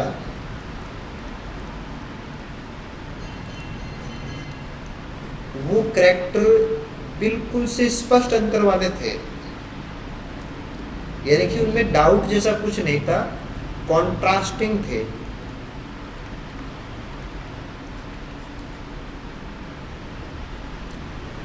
जिसमें छुपाने जैसा कुछ नहीं हो, मेजर करने की कोई जरूरत नहीं है, बिना नापे ही समझ में आ जाए। इसका मतलब जब आप नापते हो, है ना, दो चीज़ें होती हैं। जब आप किसी कैरेक्टर को नापते हो तब तो वो हो गया मात्रा वाला, क्वांटिटेटिव। और जब आप उसको बिना नापे ही समझ जाते हो, विदाउट मेजर, तो वो होता है क्वालिटेटिव। जैसे लाल रंग फूल का, सफ़ेद रंग, नापने की जरूरत नहीं है, देखने की जरूरत है बस। तो दीज आर कॉन्ट्रास्टिंग कैरेक्टर्स। तो जो चीजें उसको बिल्कुल साफ समझ में आ रही थी, उसने उन्हीं को हाथ लगाया और ऐसे उसने 7 कॉन्ट्रास्टिंग कैरेक्टर्स लिए। 7 कॉन्ट्रास्टिंग कैरेक्टर्स। अब ये थोड़ा सा ऐसे आपको जानने की बात है कि उसमें क्रोमोसोम भी 7 ही हैं।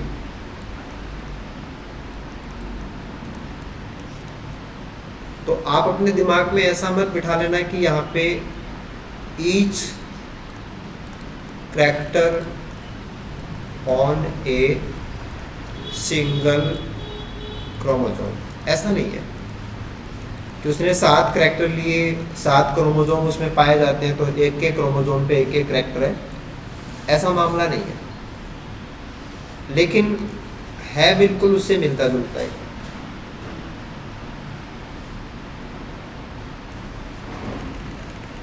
इसको आप ऐसे कह सकते हो कि अगर कोई क्रोमोसोम है और उसके ऊपर जीन 1 यहाँ पे है और जीन 2 यहाँ पे है।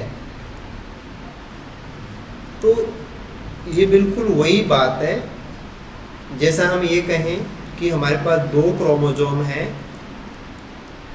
और जीन 1 इस पे यहाँ पे है और जीन 2 यहाँ पे। तो 2 अलग अलग क्रोमोसोम पे हो या एक ही क्रोमोसोम के ऊपर 2 ऐसी जगह हो जो काफ़ी दूरी पे हो, डिस्टेंस हो जिनके बीच में, तो जेनेटिक्स में इन दोनों का एक ही मतलब होता है। जेनेटिक्स में सिर्फ इतना ही देखना होता है कि आपने जो जीन लिए हैं वो साथ में जा रहे हैं या नहीं जा रहे हैं। तो अगर आपने डिस्टेंस लिया है तो इनके बीच में क्रॉस ओवर हो जाएगा। अगर इनके बीच में पर्याप्त दूरी है तो ये 2 क्रोमोसोम के ऊपर लें या एक ही क्रोमोसोम के ऊपर काफ़ी ज़्यादा दूरी पे लें, सेम मैटर है, इसलिए उसको प्रॉब्लम नहीं हुई। अगर ये पास पास होते तो लिंकेज होता और फिर वो कंफ्यूज होता क्योंकि उसके जो आंकड़े हैं वो मैच ही नहीं करते थे। तो यहाँ वो थोड़ा सा ऐसा कि उसने जो कॉन्ट्रास्टिंग करैक्टर लिए वो क्रोमोसोम के ऊपर फिजिकली देखे तो पाए इतने दूर जाते हैं कि उनके बीच में क्रॉसओवर पॉसिबल है। तो लिंकेज जैसा कुछ नहीं था।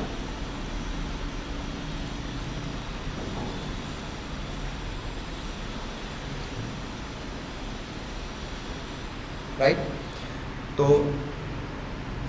ये तो उनका बेस था कि उन्होंने वर्क किया। अब देखो, अगर आप इस चीज़ को समझ पाएंगे तो ऑलमोस्ट आप जेनेटिक्स को सही ट्रैक पे ले जाएंगे। मेंडल ने क्या किया था कि मेंडल ने पौधों के बीच में क्रॉस कराया और क्रॉस में उसने जो पौधे लिए उसको उसने पेरेंट मान लिया कि वो पेरेंट्स हैं। उसको आप पी जनरेशन बोलते हो। अब इसके बाद में पेरेंट से क्या होगा कि प्रोजेनी बनेगी, फर्स्ट फीलियल जनरेशन, तो आप उसको बोलते हैं F1। उसने कितने पेरेंट लिए थे उसको काउंट किया, कितने प्रोजेनी के पौधे मिले इनको काउंट किया, और फिर वो जो संख्या प्राप्त हुई उस संख्या के बीच में इसने रिश्ता निकालने की कोशिश की। इनके बीच में उसने रिलेशन ढूंढा।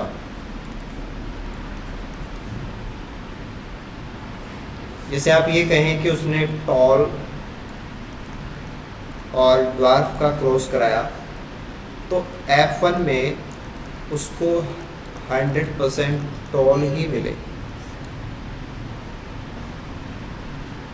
अगर इतना ही आप देखें तो आपको ये लगेगा कि ड्वार्फ कहाँ गया, कि पेरेंट में तो लंबा भी था, बोना भी था, अगली पीढ़ी में 1-2 तो बोना होता है, एक भी बोना नहीं हुआ, इसका मतलब बोने वाला मामला समझ में नहीं आ रहा।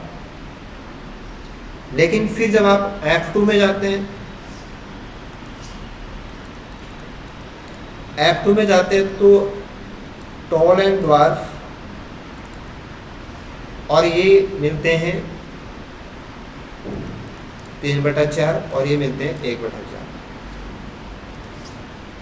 तो यहाँ वो उसको थोड़ी सी खुशी होती है कि जो मैंने लिया था वो एक पीढ़ी बाद अगली पीढ़ी में मुझे दिख गया, और लेकिन दिखा कितना, 25% दिखा।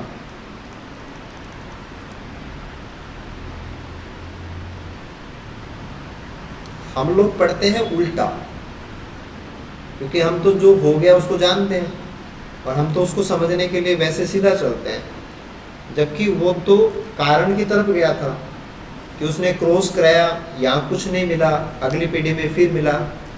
तो इसका मतलब उसको ये समझ में आ गया कि इस पीढ़ी में जो बात थी वो छुप गई,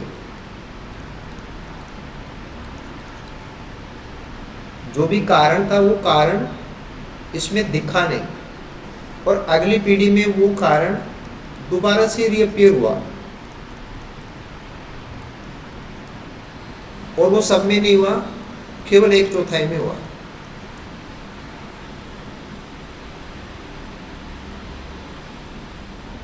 उस समय पे आप देखो कि जीन को तो कोई जानता ही नहीं था,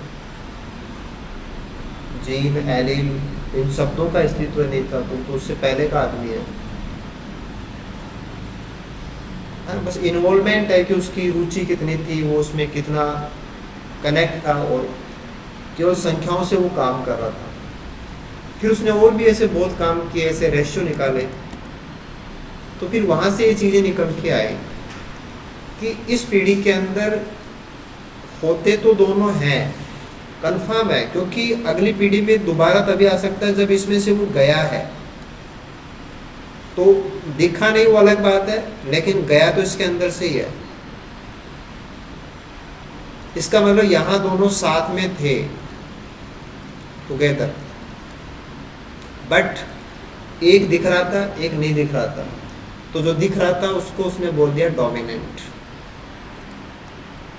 कि दो में से एक कारण ज़्यादा पावरफुल है, बस वही दिखता है। और अगली पीढ़ी के अंदर वो रीअपियर हो जाते हैं,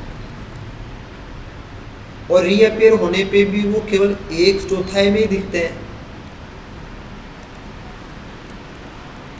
वो तभी हो सकता है कि जब जो चीज़ें यहाँ साथ में थी वो उनका साथ दोबारा से टूटे, और वो साथ उनका छूटे और दोबारा से वो एक नया कॉम्बिनेशन बनाए, तो ऐसा हो सकता है। तो जो अपन समझते हैं वो ऐसा ही है कि आपने capital T small T parent लिए। F1 के अंदर सारे पौधे ऐसे होंगे, फिनोटिपिकली सारे टॉल हैं, लेकिन दोनों एलील उसे नहीं पता था। हम आज बोलते हैं इनको एलील। यहाँ पे 2 एलील हैं, दोनों एलील साथ हैं। क्यों साथ है? क्योंकि इसने दिया है एक एलील और दूसरा एलील दूसरे पेरेंट ने दिया। पेरेंट 1 ने कैपिटल टी क्यों दिया? क्योंकि उसमें थे ही दोनों वही, तो वो वही देता। इसने क्यों दिया स्मॉल टी? क्योंकि इसमें हैं ही दोनों एक जैसे, तो वो वही देगा। तो दोनों ने अपना अपना दे दिया, हाइब्रिड बन गया। हाइब्रिड के अंदर कैपिटल टी की चलती है, स्मॉल टी की नहीं चलेगी, तो कैपिटल टी इज डोमिनेंट।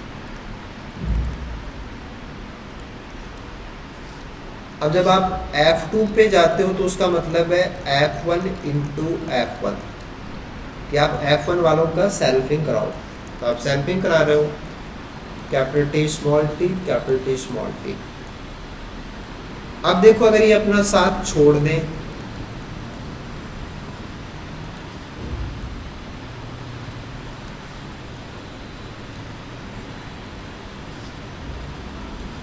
ऐसे ये भी अपना साथ छोड़ दें।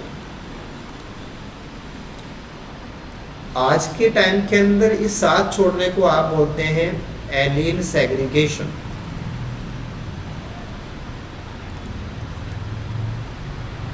एक कैपिटल टी एक क्रोमोसोम पे था, दूसरे क्रोमोसोम पे दूसरा था। अब ये दोनों क्रोमोसोम 2 अपोजिट पोल पे चले जाएं, ये इधर चला जाए, ये इधर चला जाए, दिस इज एलील सेग्रीगेशन। और फिर ये फ्री हो, दैट इज किसी को किसी से कोई मतलब नहीं है, इंडिपेंडेंट असॉर्टमेंट, कि ये इस टी से कोई मतलब नहीं रखता, ये इस टी से कोई मतलब नहीं रखता, इसका जहां मन करे उससे जुड़ सकता है। ये एक पेरेंट वाले हैं तो दूसरे पेरेंट वालों से जुड़ेंगे, तो ये इससे भी जुड़ सकता है और इससे भी जुड़ सकता है। इसकी मर्जी है, मर्जी नहीं है, संभावना है कि जब इसके पास 2 ऑप्शन है तो आधी बार पहले से जुड़ेगा, आधी बार दूसरे से जुड़ेगा, यानी कि 0.5 एंड 0.5।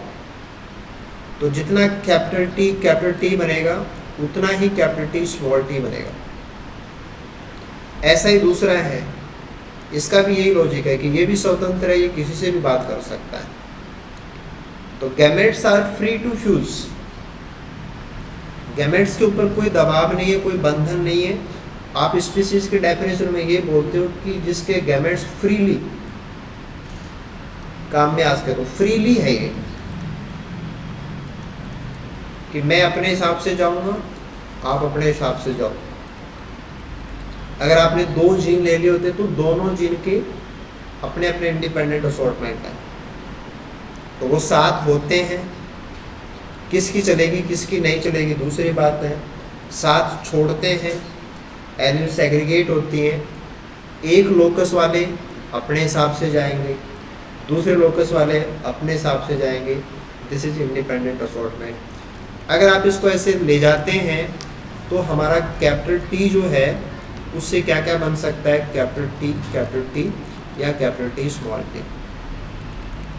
इससे हमारे क्या क्या बन सकते हैं, स्मॉल टी से capital T small T and small T small T, ये पॉसिबल है बस। तो पॉसिबल कितने हैं, टोटल 4 में से कैपिटल टी कितने हैं, एक ही है, 1/4। हेटेरो कितने हैं, 4 में से 2 यानी कि 1/2। और स्मॉल टी तो उसको यही मिला था कि उसने जितने पौधे गिने उसमें से 25% ऐसे थे। तो तभी हो सकता है जब ये चीज़ें उससे नहीं पता ना जीन, वो तो इनको कारक मानता था, फैक्टर। तो वो फैक्टर साथ हैं, वो साथ छोड़ें फिर फ्रीली जुड़ें, उससे क्या कॉम्बिनेशन बन सकते हैं, वो कॉम्बिनेशन 25% बन सकते हैं। तो उसको ऐसा फील हुआ कि ऐसा हुआ है। तो ये चीज़ यहाँ से आपको समझ में आनी चाहिए, है ना, कि बाहर हम जो बोलते हैं इंटरनली वो सब कैसे चल रहा है। तो एलील साथ होती हैं, एलील गैमेट बनते समय साथ छोड़ती हैं, और फ्यूजन के टाइम पे एलील फ्री होते हैं कि कोई भी एलील किसी भी एलील के साथ में जुड़ सकती है, यानी कि कोई भी मेल गैमेट किसी भी फीमेल गैमेट के साथ जुड़ सकता है। हाँ, अब इस किसी भी को इम्प्रूव करने के लिए फिर बिहेवियर आता है ना, सेलेक्टिव मैटिंग आती है, वो अलग चीज़ है। ये नेचर में जो मेंडल के हिसाब से जो बातें चल रही हैं उसके हिसाब से अपन देख सकते हैं, पढ़ते हैं।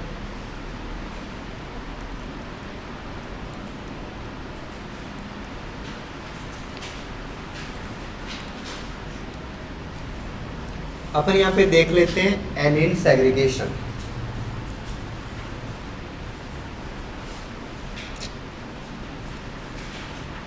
जिसे मान लो कि आपके पास कोई 2n ऑर्गेनिज्म है और उसका जीनोटाइप है कैपिटल टी स्मॉल टी,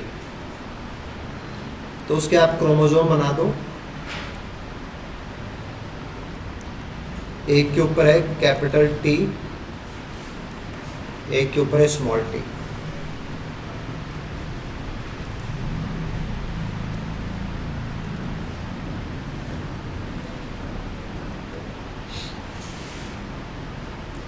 अब ये तो कंडीशन है सोमेटिक।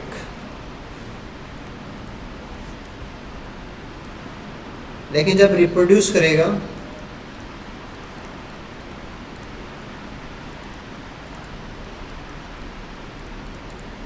तो इसको क्या करना पड़ता है कि 2n से ये 4n होता है। इसको बोलते हैं रेप्लिकेशन, यानी कि एस फेज, डीएनए रेप्लिकेशन।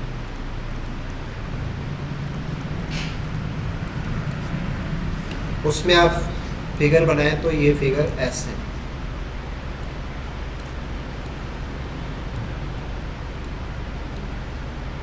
इस पे कैपिटल टी, यहाँ पे small T. Number of chromatid यहाँ पे था 2 और यहाँ पे नंबर ऑफ क्रोमेटिड 4।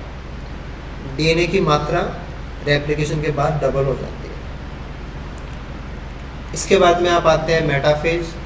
तो ये मेटाफेज पे ही आप इसको मान लो कि ये मेटाफेज है। मेटाफेज के ऊपर ये अरेंज हो रहे हैं, प्लेट बना रहे हैं। और जब आप गैमेट बनाएंगे ना, तो 4n को आपको पहले तो करना पड़ता है 2n, फिर आप 2n को करते हो n n n n। ऐसे आपके पास टोटल 4 हैप्लॉइड सेल प्राप्त होती है एक डिप्लॉइड सेल से। तो अब जो मैटर आता है वो दो प्रकार से हो सकता है कि एक तो है कि आप क्रॉसओवर ना करवाएं, एक है कि क्रॉसओवर करवाएं।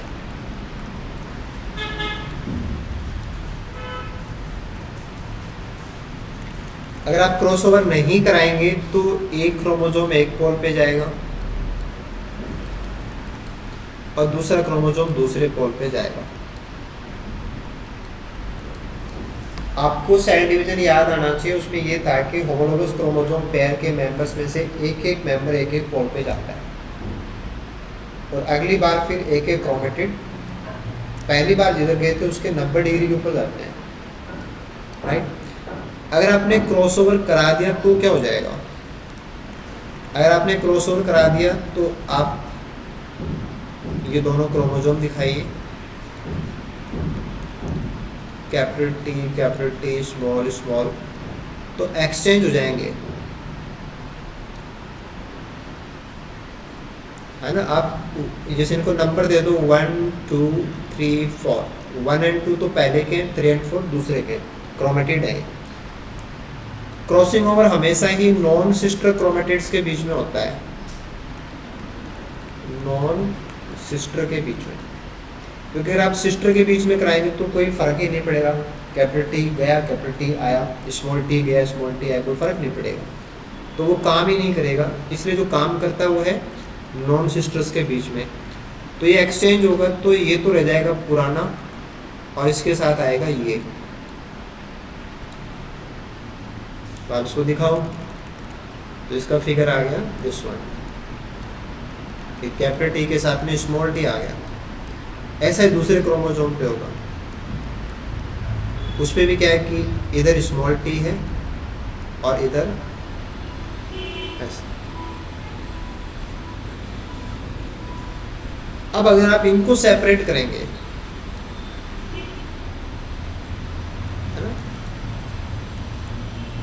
आगे बना लो इसको कि हमारा फिगर कुछ ऐसे आ गया। ये पेयर है,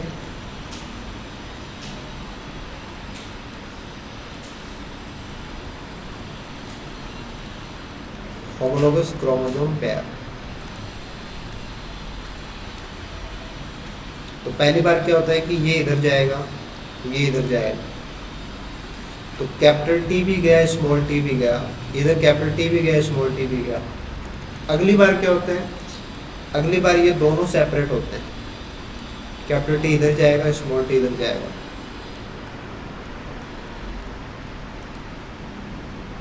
ऊपर वाले फिगर में क्या था, दोनों एक साथ इधर गए, दोनों इधर गए। जितने भी क्वेश्चन आते हैं वो केवल इस फिगर से हो जाएंगे। आप ये नोटिस करो कि capital T left the small T, कि कैपिटल टी ने स्मॉल टी का साथ कब छोड़ा। अगर आप क्रॉसओवर नहीं कराते हो तो ये साथ छूट जाता है एनाफेज फर्स्ट में। अगर आप क्रॉसओवर कराते हो तो ये साथ छूटता है, क्योंकि ये तो है एनाफेज फर्स्ट और ये है एनाफेज सेकंड। तो इधर तो दोनों साथ ही गए और साथ ही गए, साथ कब छूटा है, साथ छूटा है एनाफेज सेकंड। तो क्रॉसओवर होगा या नहीं होगा वो दूरी का मामला है ना। अगर आपने कैपिटल टी स्मॉल टी ले रखा है तो उससे कैपिटल टी स्मॉल टी का कैपिटल टी स्मॉल टी से आप क्रॉस कराएं तो आपके पास क्या क्या बन सकता है। आप कहेंगे capital T capital T small T small T small T. तो ये जो आप बता रहे हैं है ना कि ऐसे आ गए, तो उन्होंने सेग्रीगेशन दिया है। सेग्रीगेशन कैसे दिया है, ये 2 थे, 2 में से आधा 0.5, और ये भी 2 से 2 में से आधे आधे हो गए 0.5। तो इसकी गणित क्या है, 0.5 गुणा 0.5 इज इक्वल टू 0.25। तो this is 1/2 multiplied by 1/2 is equal to 1/4। तो ये कितना होता है, 4 में से 1 बनेगा। ऐसे आप इसकी बात करेंगे तो इसमें क्या है, 0.5 इंटू 0.5 पहला कॉम्बिनेशन, और दूसरा और बनेगा वो भी ऐसा ही बनेगा, तो डबल हो जाएगा उसका। तो दैट्स वाई 1/2।